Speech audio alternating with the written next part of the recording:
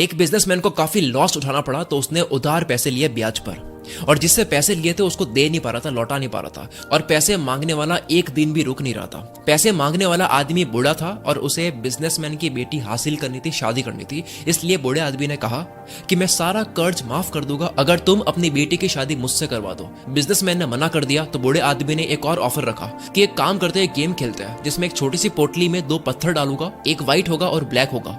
Businessman को बेटी को पत्थर उस पोटली में से निकालने हैं। अगर व्हाइट निकल गया तो सारा कर्ज माफ कर दूंगा और शादी भी नहीं करनी पड़ेगी, और अगर ब्लैक पत्थर निकल गया तो कर्ज तो माफ कर दूंगा लेकिन शादी करनी पड़ेगी। बाप और बेटी दोनों एग्री हो गए, पूरे गांव वालों को इकट्ठा करा। मुखिया भी वहां पे देख रहा था। जमीन से 2 पत्थर उठा करके बूढ़े आदमी ने पोटली में डाले और लड़की ने देख लिया कि उस बूढ़े आदमी ने दोनों ही पत्थर ब्लैक डाले हैं, और ब्लैक पत्थर का मतलब हुआ कि कर्ज माफ लेकिन शादी करनी पड़ेगी। अगर लड़की गेम खेलने से मना कर दे तो शादी तो बच जाएगी लेकिन बाप का कर्ज माफ नहीं होगा, और अगर दोनों ही पत्थर निकाल के उस बूढ़े इंसान की बेइज्जती कर दे तो वो आदमी कभी न कभी बदला जरूर लेगा। इसलिए लास्ट ऑप्शन था कोई एक पत्थर निकालो जो कि ब्लैक ही निकलेगा और कर्ज माफ के साथ में उसको शादी करनी पड़ेगी। लड़की ने चालाकी से गेम खेला, उसने एक पत्थर निकाला और एक्टिंग करके ग्राउंड पर गिरा दिया, और वो पत्थर नीचे गिरे, बहुत सारे ब्लैक और व्हाइट पत्थर में मिल गया। लड़की ने कहा ओ शिट, ये मेरे से गलती से गिर गया, लेकिन एक काम करते हैं, दूसरा पत्थर भी पोटली से निकाल करके चेक कर लेते हैं। अगर पोटली में से अब व्हाइट निकला तो मैंने जो उठाया था वो ब्लैक था, और अगर पोटली में से अब ब्लैक निकला तो मैंने जो उठाया था वो व्हाइट था।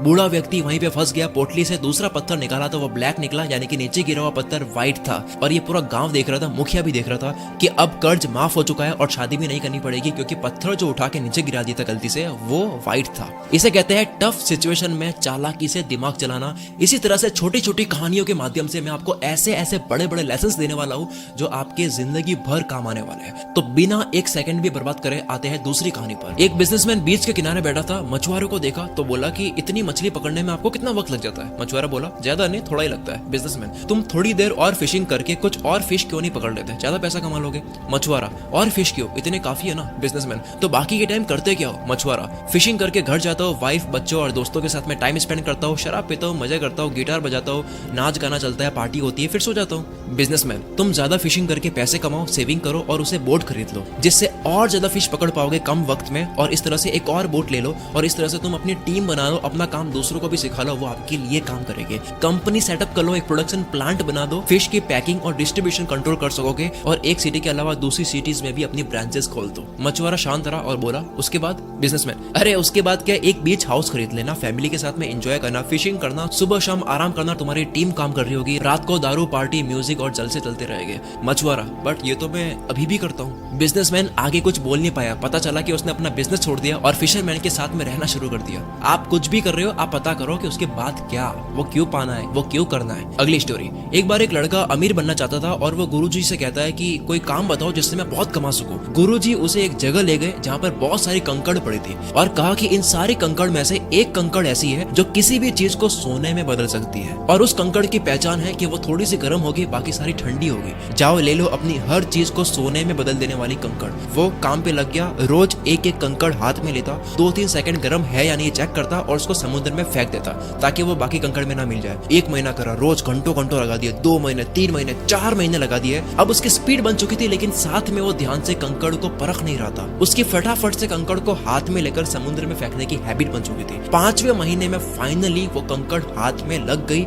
हाथ में आते ही, क्योंकि उसके जल्दी से बिना परखे फेंकने की आदत बन चुकी थी, तो उसने उस गर्म कंकड़ को भी समुद्र में फेंक दिया, और फेंकते ही उसने जोर से अपने सर पर मारकर चिल्लाकर पछतावा करा कि मैंने ये क्या कर दिया, हर चीज को सोने में बदल देने वाली कंकड़ को भी फेंक दिया। ठीक इसी तरह हर दिन को हल्के में लेने से ये आपकी हैबिट बन जाती है, और जिस दिन अच्छा मौका आता है उसे भी इसी आदत की वजह से गलती से उसको भी हल्के में ले लेते हैं, फिर बाद में होता है पछतावा। हर कंकड़ को ध्यान से परखो, यानी कि हर दिन को इम्पोर्टेंट समझो। कोई एक दिन, कोई एक कंकड़ आपकी जिंदगी को सोने में बदल सकता है। अगली कहानी। एक बाप अपने बेटे के साथ में रेस्टोरेंट में खाना खाने जाता है और नोटिस करता है कि रेस्टोरेंट की हालत काफी खराब है, गंदगी है, टेबल टूटी हुई है, खाना भी टेस्टी नहीं था। बेटा पिता से कहता है कि हम कितने गरीब है और कितनी मेहनत करते हैं, इनके पास ये होटल है, चाहे तो कितना बड़ा कर सकते हैं, लेकिन ये कर नहीं रहे हैं, तो ये रेस्टोरेंट पे मेहनत क्यों नहीं कर रहे हैं। खाना खाकर बिल पे करते वक्त ओनर से लापरवाही का कारण पूछा तो बोला इस रेस्टोरेंट में इतनी कमाई नहीं है, लोग आते ही नहीं है, इसलिए हम इस पे ध्यान देते नहीं है, ना इन्वेस्ट करते हैं। हमारी कमाई एक ट्रक चलती है उससे हो जाती है। लड़के के पिता ने ट्रक सामने ही देखी और चुपके से उस ट्रक ट्रक का इंजन ऐसा खराब कर दिया कि वो ठीक हो ही ना पाए। ठीक 3 साल के बाद में बेटा वहां से जाता है और देखता है कि वहां पे बहुत बड़ा रेस्टोरेंट खड़ा हो गया है, 5-6 फ्लोर बन चुके हैं और क्या शानदार उसका लुक है। बेटे ने रेस्टोरेंट के ऑनर से बात करी कि इतना सब कुछ कैसे हुआ, तो उसने बोला कि मेरी कमाई एक ट्रक चलती थी उससे होती थी और मैं रेस्टोरेंट पे बिल्कुल ध्यान देता ही नहीं था, लेकिन पता नहीं किस कारण से वो ट्रक खराब हो गई और उसे कोई ठीक कर ही नहीं पाया। इसलिए पैसे कमाने के लिए मजबूरन मैंने रेस्टोरेंट पर ध्यान दिया और पता चला कि होटल मैनेजमेंट और बिजनेस करना मेरे अंदर था, मेरी अंदर की आवाज थी। मैंने पूरे रेस्टोरेंट का रंग रूप बदल गया, कुक बदल दिए, वेटर्स बदल दिए। मैंने 5 और सिटीज में रेस्टोरेंट्स खुलवा दिए और वहां मैनेजर बैठा दिए। आज मैं उस ट्रक से 50 गुना ज्यादा कमाता हूँ। दोस्तों, आपकी जिंदगी की वो कौन सी ट्रक है जो आपके टैलेंट और अंदर की आवाज से दूर कर रही है? अगली कहानी, एक इंसान को डॉक्टर बनना था, पर डॉक्टर की तैयारी करने में जो मेहनत लगती है उस मेहनत में मजा नहीं आता। उसने हर जगह रिश्वत दी, पास हो गया, डॉक्टर बनने तक सेटिंग चलाई, सर्टिफिकेट पा लिया, डॉक्टर बन गया, हॉस्पिटल खोल दिया। उसके पास में एक्सीडेंट का केस आया जो कि सीरियस था। ऑपरेशन उससे मैनेज हो नहीं पाया क्योंकि उसने तैयारी करी ही नहीं थी। उसके हाथ से एक बहुत बड़ी गलती हो गई, उससे केस मैनेज नहीं हुआ और पेशेंट की डेथ हो गई। वो नकली डॉक्टर बहुत पछताया ये करके। उसके डॉक्टर बनने की सारी फैंटेसी वहीं पे उतर गई और उसके फादर बाहर खड़े उनसे कहने गया कि मैं नहीं बचा सका, तो पता चला कि उसके पिता ही वो उन लोगों में से एक इंसान थे जिसने रिश्वत ली थी। फादर को कर्मा मिला तो डॉक्टर को शॉर्टकट लेने का नतीजा मिला। डोंट टेक शॉर्टकट, एक दिन कामयाबी संभाल नहीं पाओगे, तैयारी करो। नेक्स्ट स्टोरी, एक इंसान बुद्ध से अपनी किस्मत पूछने जाता है तो रास्ते में एक आदमी मिलता है और कहता है कहाँ जा रहे हो? वो बोला बुद्ध से मिलने जा रहा हूँ। तो बोला कि मेरी बेटी बोल नहीं सकती है, बुद्ध से पूछना कि वो कब बोलना शुरू करेगी। आगे गया तो जादूगर मिला, कहाँ जा रहे हो? बोला बुद्ध के पास जा रहा हूँ। तो बोला मेरा भी सवाल है, मैं स्वर्ग जाना चाहता हूँ लेकिन जा नहीं पा रहा हूँ, तो मेरा भी पूछ के आना कि मैं कब जाऊंगा। आगे गया तो एक कछुआ मिला, कहाँ जा रहे हो? बोला कि बुद्ध के पास जा रहा हूँ। तो बोला कि यार मैं काफी टाइम से ड्रैगन बनना चाह रहा हूँ, बन नहीं पा रहा हूँ, तो मेरा भी पूछ के आना। फाइनली बुद्ध से मिला तो वो बोले कि आप केवल 3 ही सवाल कर सकते हो। उसने सोचा कि मेरी तकलीफ तो काफी छोटी है, इन 3 लोगों की ही बोल देता हूँ। तीनों की तकलीफ सुनकर बुद्ध बोले, कछुआ ड्रैगन बनेगा जब वो कवच छोड़ देगा, जादूगर स्वर्ग जाएगा जब वो अपनी जादू की छड़ी को छोड़ देगा, और लड़की बोलना शुरू कर देगी जब उसको लाइफ पार्टनर मिल जाएगा। वापस आते वक्त उस इंसान ने कछुए से कहा कि तुम अपना कवच छोड़ दो, ड्रैगन बन जाओगे। उसने जैसे ही कवच छोड़ा, ड्रैगन बन गया और बहुत सारे मोती गिरे, जो मोती उस इंसान ने रख लिए। आगे जाकर जादूगर से मिला और कहा कि तुम ये छड़ी छोड़ दो तो तुम स्वर्ग चले जाओगे। छड़ी छोड़ दी और वो छड़ी उस इंसान ने रख ली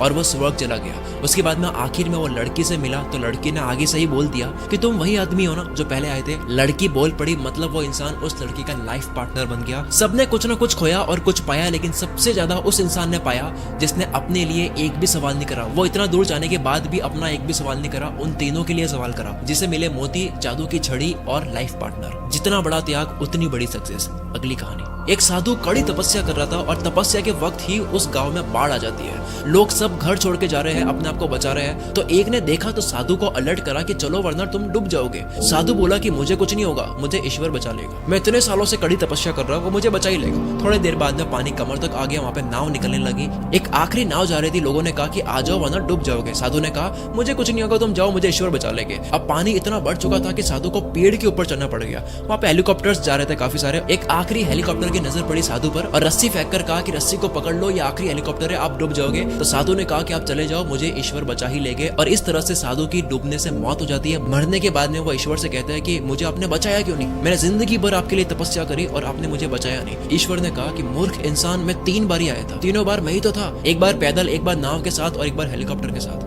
जब मौके होते हैं तब हम पता नहीं किसका इंतजार कर रहे होते हैं और हम एक्शन नहीं लेते हैं, और उसके बाद में जब वक्त निकल जाता है हम पछतावा करते हैं। अगली स्टोरी, कुछ बंदरों को एक पिंजरे में डालकर पिंजरे में केले लटका दिए गए। अब जैसे ही कोई बंदर केले खाने के लिए पास में जाता तो ऊपर से ठंडा पानी गिरा दिया जाता। पानी गिरने की वजह से सारे बंदर गीले हो जाते। अब क्योंकि कोई भी बंदर केले के पास जाता तो ठंडा पानी गिरा दिया जाता, तो उन्होंने नियम बना लिया कि कोई भी बंदर अगर केले के पास में गया तो उसकी धुलाई होगी। कुछ दिन बाद एक पुराने बंदर को निकाल करके एक नए बंदर को उस पिंजरे में डाल दिया। नए बंदर ने केले देखे, पास जाने लगा, उसको पता ही नहीं क्या होगा। केले के पास जाते ही बंदरों ने उसकी धुलाई कर दी। नया बंदर समझ ही नहीं पाया कि मेरी धुलाई हो क्यों रही है। फिर से एक और पुराना बंदर निकाल करके एक नया बंदर उसमें डाल दिया गया। अब जैसे ही वो नया बंदर फिर से केले देखता है, पास जाता है, उसकी भी धुलाई होती है। लेकिन इस बार इस धुलाई में पिछला वाला नया बंदर भी शामिल था, जिसको पता ही नहीं है कि धुलाई करनी क्यों है। ऐसे करते करते सारे पुराने बंदर जिनको पानी वाली बात पता है उनको निकाल करके नए बंदर डाल दिए जिनको पता ही नहीं है कि धुलाई करनी क्यों है। और इस तरह से सब एक दूसरे की धुलाई कर रहे थे, किसी को नहीं पता कि धुलाई क्यों कर रहे हैं। हम सब अपने सपनों को इसी तरह पीटते हैं। क्यों पीट रहे हैं किसी को नहीं पता, बस सिखाया गया है, कुछ सिस्टम बना दिए गए, क्यों है पता ही नहीं है। हो सकता है किसी के ऊपर ठंडा पानी गिरा होगा, यानी कि वो फेल हुआ होगा, जिसकी वजह से उसने कोई नियम बना लिया। अब लेकिन दिक्कत यह है कि आपके ऊपर वो ठंडा पानी नहीं गिरने वाला है, यानी कि आप फेल नहीं होने वाले हो। फिर भी आप उस पुराने नियम को मान रहे हो जो कि तब बना था जब वो फेल हुए थे, जब उनके ऊपर ठंडा पानी गिरा था। अगली कहानी, क्या आपको पता है कि बर्तन में पानी डालकर उसमें मेंढक डाले और उसको गर्म करे धीरे धीरे, तो मेंढक टेम्परेचर के अकॉर्डिंग अपने आप को एडजस्ट करना शुरू कर लेता है। लेकिन कहानी यहाँ से शुरू होती है। जब पानी गर्म होते होते एक लिमिट से ज्यादा गर्म हो जाता है, तब वो अपने आप को एडजस्ट नहीं कर पाता है और वो बाहर आ नहीं पाता है, क्योंकि उसके कूदने की एनर्जी खत्म हो चुकी है, वो घायल हो चुका है बहुत ज्यादा गर्म हो जाने की वजह से। उसने अपने सारी एनर्जी शुरू में ही अपने आप को एडजस्ट करने में दे दी। वो चाहता तो एक छलांग से उसी टाइम बाहर आ सकता था और आखिर में वो मर जाता है। मेंढक की मौत किससे हुई? गर्म पानी से नहीं हुई, मौत हुई राइट टाइम पर जंप ना लेने की वजह से। अच्छे वक्त का इंतजार मत करो, बस कूद जाओ, उसके बाद में सही कर दो। सब सही करने का सोचकर मत कूदो, क्योंकि कभी नहीं कूद पाओगे। और कहते हैं कि सबसे अच्छा कूदने का वक्त तब होता है जब आप तैयार नहीं होते हो, क्योंकि कूदने के बाद तैयारी होती है। अगली स्टोरी, एक औरत को अपनी सांस पे बहुत गुस्सा आता था। वो गई ऐसे इंसान के पास जो जहर दे सके। उसने कहा कि मैं जहर देता हूँ, पर इसको थोड़ा थोड़ा करके खिलाना है और 2 महीने बाद मौत हो जाएगी आपके सांस की। पर 2 महीने तक अपने सांस से अच्छे से बात करनी होगी, ध्यान रखना होगा, ताकि तुम्हारे पति को 1% भी शक ना हो। 2 महीने तक उसने थोड़ा थोड़ा रोज जहर दिया। बहुत मोहब्बत से रहती, उसका मन करता कि एक ही दिन में सारा जहर दे दे, लेकिन ऐसा करने से उसके पति को शक हो जाएगा, इसलिए उसने पहले बनाई। 2 महीने रोज थोड़ा थोड़ा जहर दिया, अपने सांस के साथ में अच्छे से रही।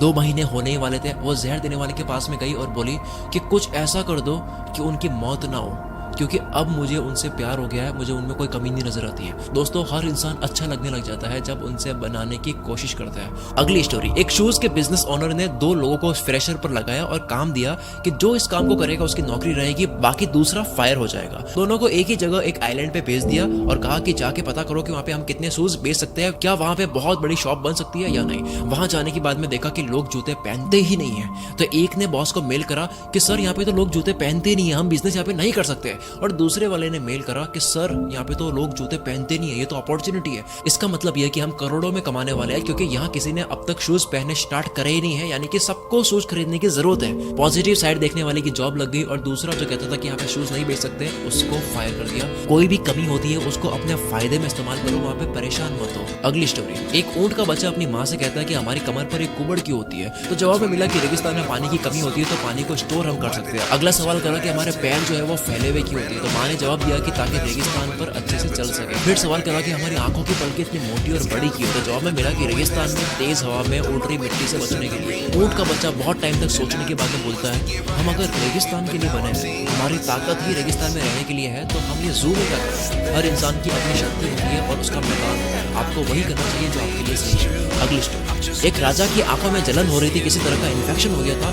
डॉक्टर से चेक करवाया तो पता लगा कि एक ऐसा इन्फेक्शन हो गया है जिसमें आप हरे कलर के अलावा कोई भी कलर देखोगे तो आपकी आंखों में जलन होगी और आंखें खराब होगी। एक टाइम के बाद आप अंधे भी हो सकते हो। राजा महल गया, सारे आदमी बुला दिए और कहा कि जितनी भी रोड है, जो भी जगह है जहाँ से मैं निकलता हूँ, वो सब हरा कर दो।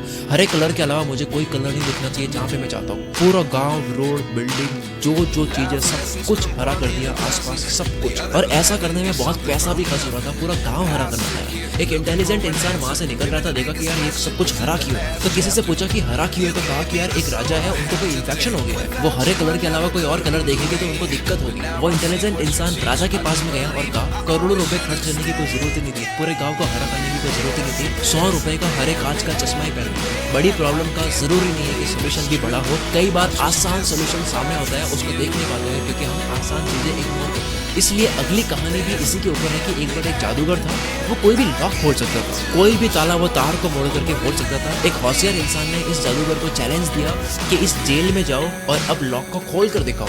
उसने बहुत ट्राई करा लेकिन वो खोल नहीं पाया, उसने हार मान दी। होशियार इंसान कहता है कि तूने बहुत ताले खोले हो गए लेकिन ये नहीं खोल पाया, पता है क्यों? क्योंकि ये अनलॉक था, इसको मैंने लॉक करा ही नहीं था। कई बार जो नहीं है वो भी हम सॉल्व करने लग जाते हैं, यानी कि बेवजह सोचने लग जाते हैं। अगली स्टोरी, ये आखिरी स्टोरी बड़ी इंटरेस्टिंग है। एक राज्य में हर 5 साल में एक नया राजा बनाया जाता है और 5 साल कंप्लीट होने के बाद में उस राजा को एक ऐसे जंगल में भेज देते हैं जहां पर जंगली जानवर होता है और वो जानवर ही खा लेते हैं उस राजा को। एक राजा के 5 साल कंप्लीट हुए, उसको जंगल में भेज दिया गया और अब आया चालाक राजा। जब ये चालाक इंसान राजा बन जाता है तब वो लोगों से पूछता है कि 5 साल कंप्लीट होने के बाद में आप ऐसा कौन सा जंगल है जहाँ पर भेज देते हो। वो राजा अपने लोगों के साथ में उस जंगल में जाता है, देखता है कि वो काफी घना जंगल है, वहाँ पर काफी राजाओं की बॉडीज भी पड़ी है। राजा सोचता है कि 5 साल के बाद में मेरा भी ये हाल होने वाला है। उसने दिमाग लगाया और पहले ही साल में जंगल के सारे पेड़ कटवा दिए, जानवर हटवा दिए और दूसरे साल में डेवलपमेंट का काम शुरू कर दिया। रोड बननी शुरू हो गई, बिल्डिंग बननी शुरू हो गई, खेती होनी शुरू हो गई, गरीबों के रहने के लिए कुछ जगह बना दी, स्कूल कॉलेज सब बनानी शुरू कर दी। 5 साल कंप्लीट होने से पहले जंगल का नाम और निशान मिटा लिया।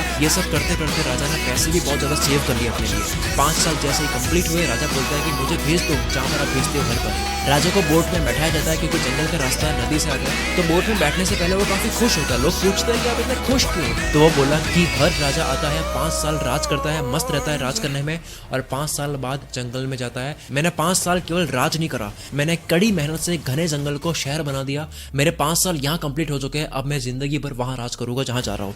क्योंकि राजा ने सेविंग भी करी थी तो वह पैसा लेकर वहां चला जाता है और इस नए जगह में उसकी इज्जत भी होती है क्योंकि गरीबों को बहुत घर भी दिए होते हैं। आप आज मेहनत करो कल के भविष्य के लिए। अब तक के लिए सिर्फ इतना ही गाइस। अगर आपको ये वीडियो थोड़ी भी अच्छी लगी है ना तो कमेंट करके जरूर जाना, और अगर आपको पता नहीं चल रहा कि कमेंट में क्या लिखे यार, तो सिर्फ कमेंट में यस लिख देना कि यस, इस वीडियो की वजह से मेरी लाइफ में थोड़ा सा बदलाव आया है। आपकी कमेंट्स देखकर मेरा हौसला बढ़ जाता है अगली वीडियो को और अच्छी बनाने के लिए। तो यस कमेंट करके जरूर जाना। मिलते हैं हम अगली वीडियो में। Wish you all the very best. मैं शकील।